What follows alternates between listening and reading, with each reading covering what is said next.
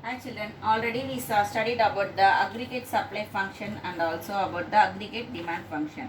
Now we are going to learn about the equilibrium between the ADF and ASF. That means the aggregate demand function and the aggregate supply function. What is the equilibrium between? How the equilibrium between them alone we are going to learn now. Okay. Actually, the theory of employment of the Keynes a simple two-sector economy. Here the two-sector economy, which are the two-sector economy they are taking means household sector and business sector. These both alone they are taking to, that means to show the equilibrium between the ADF and ASF. What are the two sectors they are taking there? Only the household sectors and the business sector. Actually, we are studied about the four sectors, isn't it? But they are taking only the two sectors only, household sector and the business sector, to show the equilibrium between the ADF and the ASF. It is also assumed that consumption function is linear and the planned for investment is autonomous. Here what is the planned investment is autonomous alone, but the consumption function alone the linear one. Okay, here they are following the two types of the approaches. What are the two types of the approaches in the income means? Aggregate demand, aggregate supply approach and the saving and investment approach. Two type of the approaches they are taking for the equilibrium level of income. They are taking for the equilibrium level of income. Okay. Now you are going to learn from the graph alone the equilibrium between the ADF and ASF. I given the graph here. Okay. Here the O to N1 is the employment level. Okay. And N1 to R1 is the aggregate supply. Aggregate supply. What is aggregate supply? N1 to R1. Because this one is aggregate supply curve. This one is the aggregate demand curve. So N1 to R1 is the aggregate supply. And the N1 to M1. N1 to M1. What the N1 to M1 they are given there? They are actually N1 to M1 is the production. How much the production they may give there. They can able to give the N1 to M1 production. The expected level profit is M1 to R1. Okay. The aggregate supply is N1 to R1. This one is the aggregate supply. But they can able to produce this much of the employ that labors, they can able to produce N1 to M1. This much they can able to produce. Okay. But the profit, what will be the profit? That means they are producing only this one. They can able to produce this much means the profit is R1 to M1 is the profit. Okay. To attain this level of profit, entrepreneurs will employ more labors. What they are doing to achieve this much of the profit? They are appointing the more labors there. What they are doing there? They are appointing some more labors there.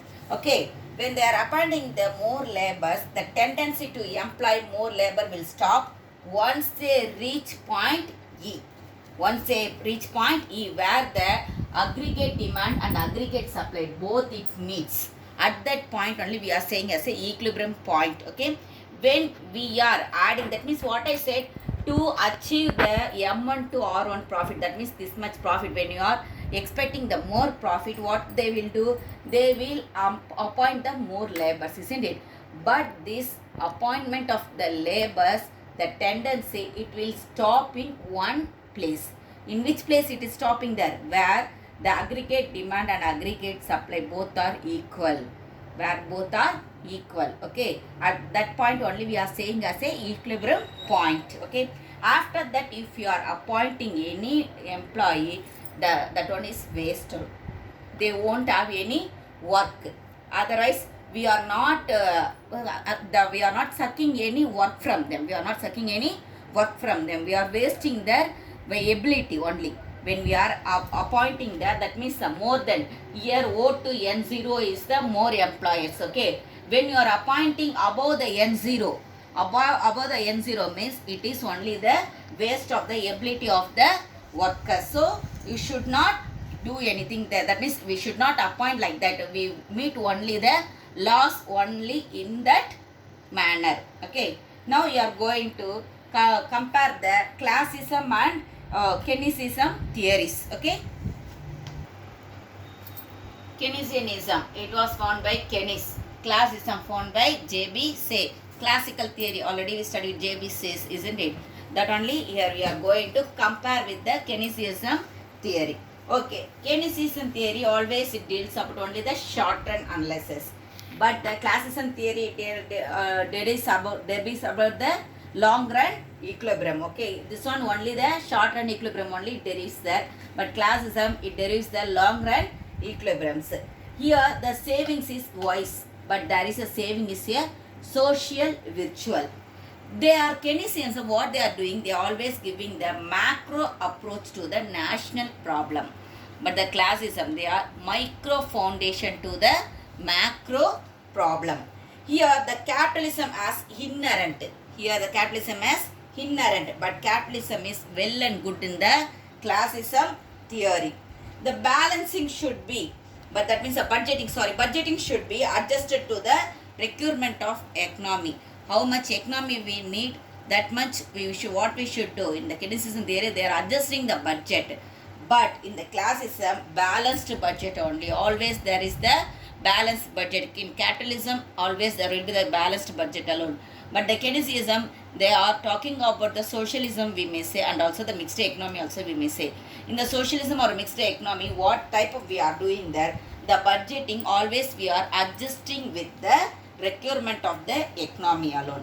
Here the demand it creates its own supply, but the supply creates its own demand. How much supply they are giving, that much demand they are creating there. Okay, but here not like that. How much demand we are having, for that alone we are giving the supply.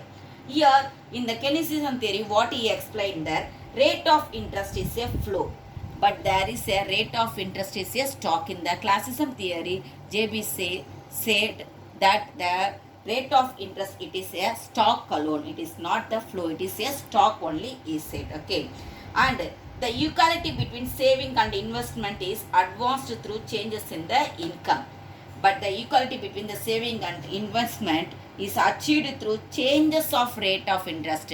In the savings and investment, what they are doing, they are achieving only when their rate of interest is changing there. In the classism theory, I said about the capitalist, isn't it? Capitalist means always they will expect only for the profit alone, not for the social welfare.